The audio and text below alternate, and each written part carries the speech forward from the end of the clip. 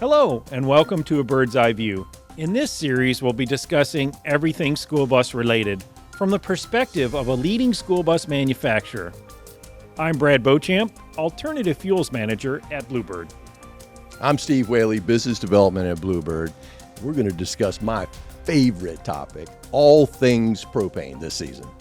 And I'm Albert Burleigh, Vice President of Alternative Fuels for Bluebird. So let's hop on the bus and let's get started.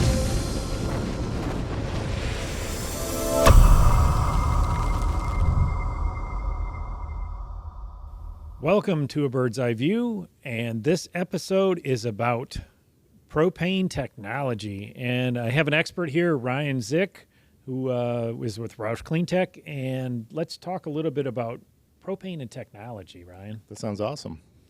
So obviously propane as motor fuel, as we've heard over the course, is third popular in the world.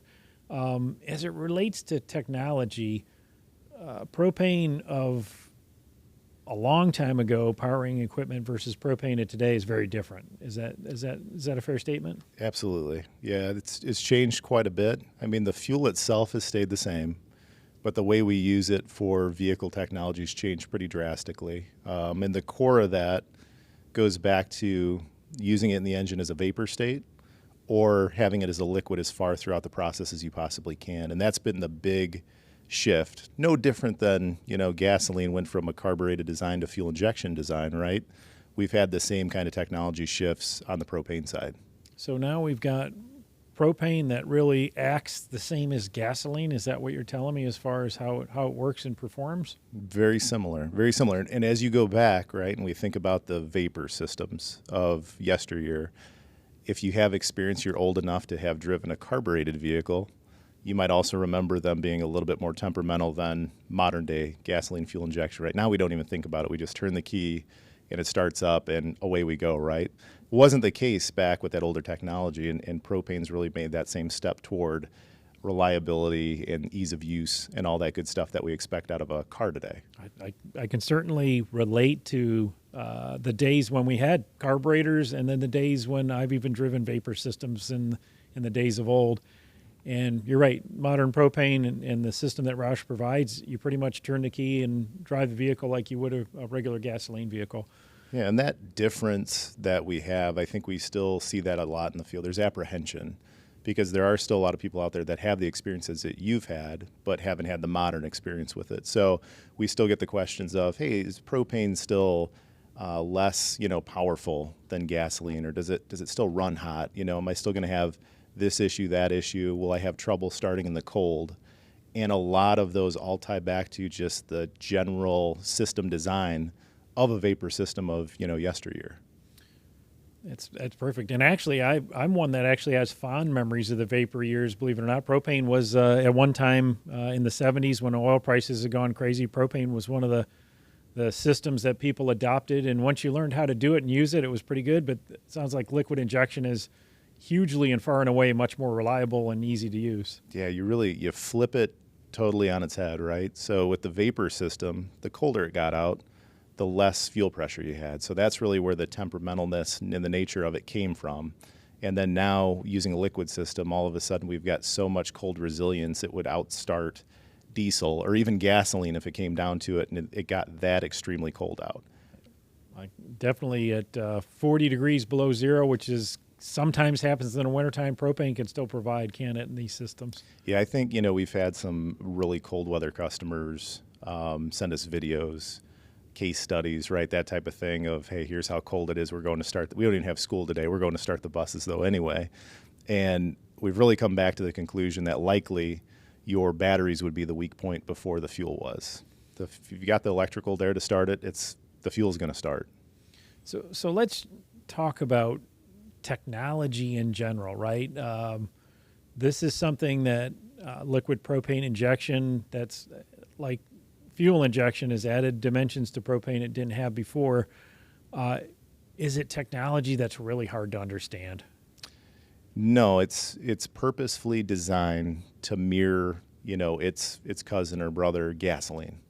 Both are liquid in the tanks, and both have in-tank fuel pumps delivering that up to one injector per cylinder. And the strategy between the two, not to get too far into the technical piece of it though, but the strategies really mirror each other. And on a cold day where your tank pressure on a propane were 0, your fuel pressures would even be the same. So if you're reading it from a diagnostic point of view, they would look identical to each other. So part of the design is that we want people to feel familiar with it. So when they open the hood, it's going to look a lot like what they're used to seeing. And if you park a gasoline bus right next to a propane, you're going to see a lot of commonality between the two.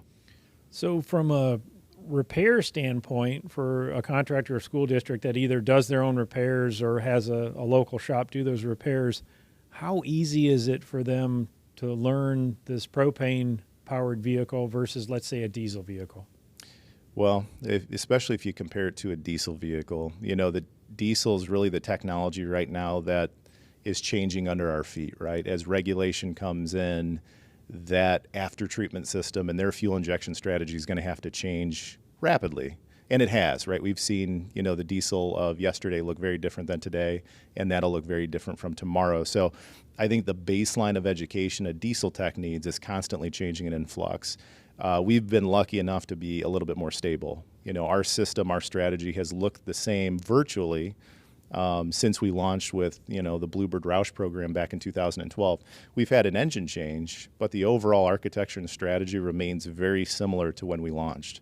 So not a lot of products you could say that, right, where, we want continuous education and continuous training, but there would be things you learned back in 2012 and 2013 that would be applicable still today on how the system works and functions. So with that, how many changes in the system that you have generation-wise have you gone through since the original 6.8 about a dozen years ago? So we're on the 5th generation. ROUSH and Bluebird together have gone through 3. So we launched with a 3rd-gen technology. We've had 4, and then on the 5th, we switched engines. That was the big engine platform change. That brings us up to current. So those 3 generations that were in the Bluebird product, it sounds like, as you had said before, they're really not all that different. They're just enhancements to the system, and obviously one due to an engine change. Yeah. There's fine tuning that goes along with it. Typically, those changes get driven partially by making improvements to things that we've seen that have had failures, that type of stuff. Ease of serviceability improvements, we try to incorporate that. And then the big one, of course, is regulatory changes. We have to look down the road of what the tailpipe emissions are and what the different requirements are going to be, all the way into how the vehicle is refueled. That's part of regulation now, right? And so those get all factored into those changes and those steps along the way. So as this technology is out there, how does the emissions and impending emissions regulations that are coming in various forms throughout the U.S., primarily, the CARB or ARB, and then obviously EPA, how does this technology fit into that landscape as to what they're regulating? You talked about evaporative, you talked about tailpipe emissions, right? How does propane play technology-wise? Yeah, so looking down the road, we've got some big, environmental regulatory items that come up in 2024, 2027, and then again, we'll further down the road in the 2030s, there'll be other ones that are proposed at this point.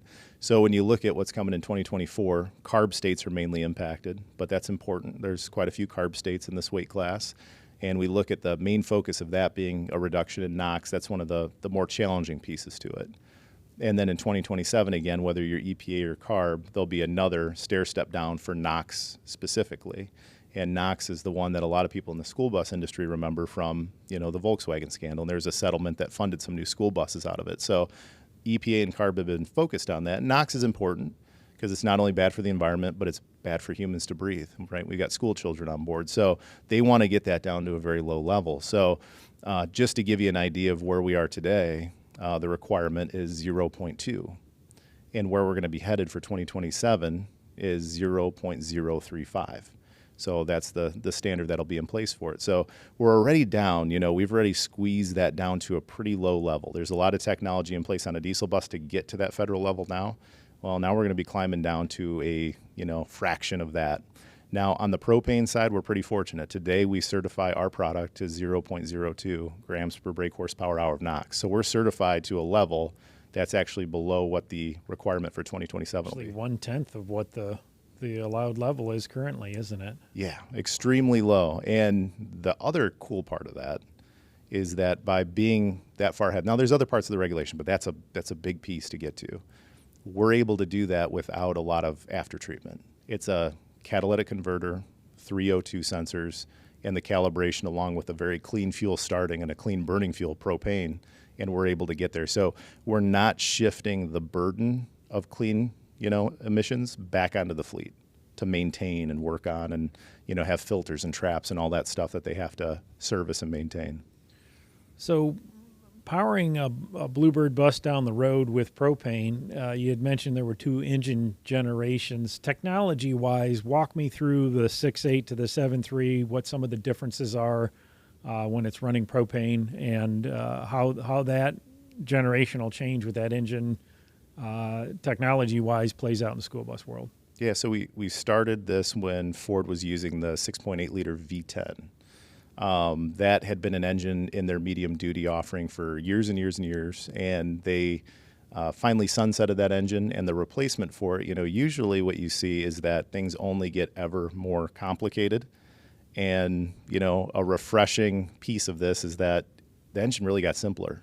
And I think most technicians would agree as well that the engine took a step toward simplicity and older design strategy with the best of the modern amenities that you could get in that design. And I think a lot of that came from feedback from the fleet world. So the 6.8-liter V10 had been widely used. A lot of fleets in the medium-duty space and school bus had used it. It had some technology on it like overhead valve train. It had some, robustness that were more automotive versus medium-duty. And when they talked to a lot of those fleets, I think the feedback that Ford got generally was, hey, we want to be able to service these ourselves. We want something we're familiar with, and we want something that's tough. So Ford took that along with, all the other things they have to worry about, like future regulations and, being able to manufacture it and support it and all that stuff. And they came back with a really nice, simple design that a lot of people are happy with. Very good, and I think it's termed Godzilla. If I believe that I don't have it wrong here for my notes, right? I believe that was Godzilla's powering project a school name. bus down the road. Yep. That's pretty cool, and it's really, really interesting that when we're talking about technology, it's one of those where fleets are asking to take something that is old again and make it new, right? They want it the best of the best, but they're looking at designs that may be much more easy to maintain over the life of these vehicles. These vehicles are often on the road 7, 10, 12, 15 years. Right. Yeah, so how do you do that? Because you had the technology that had been in school buses before, right? Large displacement V8s. They had a place in school bus at one time, but they weren't going to be in a position to meet future regulation. That's why a lot of them disappeared. So this is really the balance of all those things that the fleet wants with the emissions proofing it for the future.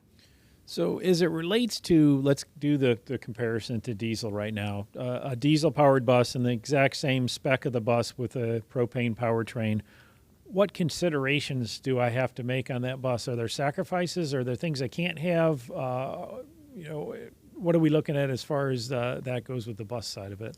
I think with the exception of maybe one option, which I'm thinking is front air ride, I think every option you can get in that whole build book is available on a propane-powered Bluebird Vision as compared to a diesel or a gasoline. So no restrictions. Now, down the road with that bus, are there fewer parts in general in this propulsion system in the propane powertrain versus a diesel propulsion system?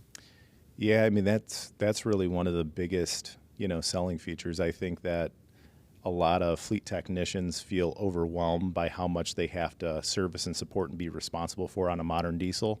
And we're not saying that what we build is perfect. It has failures. We have repairs that we have to do. We have a whole team, dedicated to doing that work. But we do know that if the component doesn't exist, it's not going to fail. That's the only way to guarantee that it won't fail. So, you look at the components on the engine side, like, turbo, right? We're naturally aspirated. There's some coolers that go along with that. And then you get, after the turbo, the after treatment system. And that's been greatly simplified when you look from A to B. And so those components just simply don't exist. And other things like diesel exhaust fluid that shops hate keeping that stuff around and keeping it, making sure it doesn't get mixed with the fuel and vice versa. If we can just eliminate it altogether, you're right, we can cure some headaches. So technology-wise, much simpler, reduced parts, making it simpler over the long haul as well. And obviously, it sounds like you can't misfuel a propane bus. It sounds like there's no way to do that with diesel or If you do, DEF or whatever. It just doesn't happen. I would love to see how you did it if you do. Tell me a little bit about the technology from a driver's perspective. Somebody that's actually out running this bus on a route every day or taking it on trips. I think the biggest thing that we get initially is that it's not going to have the power that the diesel has. And usually after some time behind the wheel, you almost get the flip-flop of it, which is, boy, the diesel feels a little bit more sluggish. This is more snappy, better throttle response. And I think, if you've driven a diesel, they've got good torque and they've got good power, but there is definitely a delay from when you ask for it to when you get it. And on the 7.3 liter and our powertrain currently, and the 6.8 before that, it's much more, automotive instantaneous, right, where you're getting all that power quicker. So I think that's typically the feedback that we get is that, some of the hesitations up front actually become some of the attributes they like most about it once they experience and drive it. Now, what I like to tell people is that if we didn't tell you, you wouldn't know whether you're driving a gasoline or a propane. They're characteristically made to be identical. Software-wise, they're calibrated to be identical. And with the exception of a delayed start, on the propane, which is by design, it'd be very hard for a driver to really tell one versus the other. So since you took us down that path, we did a comparison of diesel and diesel components. Give me a little comparison and contrast on the gasoline to propane. What makes propane stand out ahead of gasoline in the technology side? And what would make somebody choose it? Yeah. Gasoline we're all familiar with. We know most of us drive that every day. And so we tried to make that system look as transparent to gasoline as your baseline as possible. You just take one step further in every category, though, with propane, right? They're both liquid fuels. They both have good range. They both have the same horsepower and torque. But with propane, right, we're cleaner at the tailpipe. So we've got that aspect of it. There's also the environmental aspect of the fuel itself, not contaminating groundwater, non-carcinogenic, and that good stuff. And then if you look one step further than that, it reduced your cost per mile to operate by, in some cases, 34 cents per mile. We see that feedback quite a bit. So if I can operate like gasoline, but I can save money doing it and meet my environmental goals, it's kind of a no-brainer. So those factors coming together make it pretty attractive for a contractor or school district to choose propane as an option. Here's the one, the EV's always got to come up during a conversation these days, right? Whether it's your personal vehicle, whether it's a fleet vehicle, or in this case, a school bus. And as you know, we Bluebird produce electric buses today. How about a comparison and contrast on the technology side, propane to electric? Yeah, I think the biggest difference there would be we would have more traditional ways of servicing and troubleshooting ours. I think when your general, school bus technician would look at either product, I think there's a bigger hill for them to climb in understanding on the electric vehicle. And that relates to the electrical and the software side of it, where usually what they're more used to is software diagnostics, parts changing, that type of stuff, troubleshooting of that nature. So I would say we would fall more into the traditional bucket when you're talking about actually servicing it, working on it, interacting with it, versus what you'd have on the EV side. Now, EV, like we're trying to do, eliminates a ton of moving parts and pieces. And because you've eliminated them, they're not going to fail, right? There's fewer driveline components. There's not a turbo. There's not all that stuff. So I think both of them are helping on that goal, and then they just do it a different strategy. So safety, as far as the technology for propane and buses goes in safety, is it really exotic technology to be able to keep that fuel system and powertrain safer for that bus than any other? It's not exotic. It's pretty straightforward, but the features are numerous and they're redundant. So a lot of safety features throughout the system that just don't exist on other traditional fuels are there for a few reasons, right? We have a fuel under pressure, so there's some things that we have to make sure we're doing there. And we always want to make sure that we contain that fuel in the fuel tank. So there's redundant safety features built in. I'll give you an example, right? Our supply valve, where all the fuel leaves the tank. It has an electronic shutoff, and once again, not exotic. It's a simple solenoid, but if it loses power, it's going to close. And then if that fails, there's a backup mechanical, where if so much pressure is leaving the tank, it's actually going to seal up on its own mechanically. And then there's actually a shear point built into the valve where if the valve gets knocked off the tank completely, it's still isolated. So you just see that again and again and again. And then nothing exotic about the technology. The tank's made out of steel. It's, thick steel. And nothing crazy or exciting about that, but it's really strong and durable. Sounds pretty straightforward, even on the safety side. As it relates to tanks, since you brought that up, you got these big steel tanks. Do I have to recertify those tanks? So the recertification or anything related to that would really be tied to an incident. If the vehicle were in an accident, if you had concerns about corrosion, that type of thing, they're ASME rated ASME. So there are ASME facilities that could look at if you got to that point. But for the most part, there's no standard protocol where at this time increment or at this date, you either have to do a detailed inspection or anything like that. Now, on our maintenance side, of course, we encourage you to look at the tanks at your PMs, check them over for abrasions, corrosion, all that stuff, and we've got the processes to make sure you kind of keep up with the maintenance of the tank shell itself. But there's nothing by regulation that says you must, get this tank out of service by such and such a date. So pretty simple. It's not like, I guess, compressed natural gas. You had to actually recertify or get vessels in given years, and depending upon what years to how long those went, you don't have to worry about that with propane. Yeah, you'd have to have a certified individual on that look at it. Actually, what I'm hearing over and over again is this is actually technology, so it's something that we didn't always have, but it's actually things that are rooted in simple and understandable ways that are kind of integrated in a way where it's familiar, right? It's not a total shift in technology. It's really just a different use of technology, yet it's there. Yeah, I think, our goal in this whole thing and ROUSH getting into this space and offering a product, it's sustainability, but not sustainability in a silo. So sustainability has to apply to your cost to operate. Sustainability has to apply to the environment, but sustainability has to apply to getting the job done too.